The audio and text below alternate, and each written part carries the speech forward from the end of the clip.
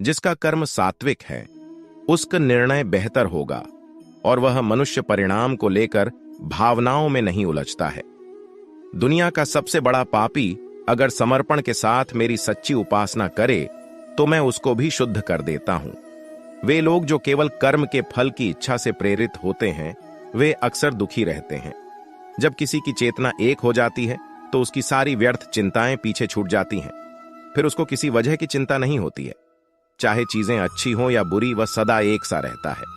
जो लोग अपनी आत्मा से भली भांति परिचित है वे इंद्रियों पर पूरी तरह से नियंत्रण रखते हैं।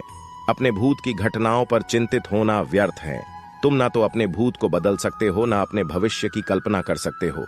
तुम केवल चिंतित हो सकते हो जो पूरी तरह से अर्थहीन है। मन को शिक्षित कर मनुष्य अपने सोचने के तरीके बदल सकता है और कोई भी कदम उठाना सीख सकता है। यह योग का केंद्रित सिद्धांत है। संसार में जीवित रहने के लिए कर्म करते रहना चाहिए। अपने कर्तव्यों से दूर रहकर कर्म से बचने की कोशिश नहीं करनी चाहिए। जो सुना है उस पर विश्वास मत करो।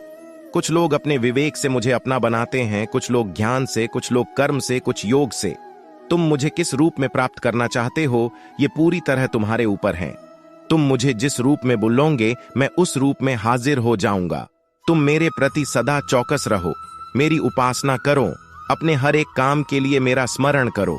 मैं वादा करता हूं तुम मेरे प्रिय बने रहोगे। जो मरे प्रिय हैं उनको मौत का भय नहीं रहता है। मौत उनके लिए मात्र पुराने वस्त्र उतारने के बराबर है। इस दुनिया का आकर प्रत्येक मनुष्य के लिए अलग अलग है।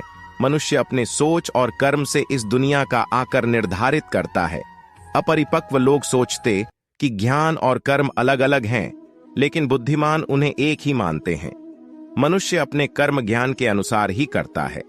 मृत्यु के समय आत्मा केवल देह को त्यागती है, अपना अस्तित्व नहीं। इसलिए मृत्यु को लेकर कोई भय पैदा मत करो। गीता का सार यह है कि प्रत्येक प्राणी में विराजित ईश्वर को देखो और उसके अनुसार अपने कर्म करो। गीता कोई आज्ञा की पुस्तक नहीं है बल्कि विकल्पों की पुस्तक है। जब मनुष्य सांसारिक विषयों के बारे में सोचता है तो आसक्ति आ जाती है।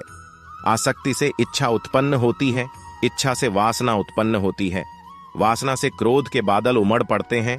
इसलिए ध्यान को सांसारिक विषयों से हटाकर कृष्ण में लगाओ। एक बुद्धिमान और मूर्ख के बीच केवल सोच का फर्क होता है।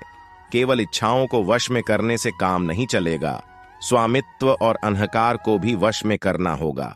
सात्विक व्यक्ति ऊर्जा से भरा होता है। उसका मन शांत, साधन संपन्न, दयालु और निस्वार्थ और जागरूक होता है।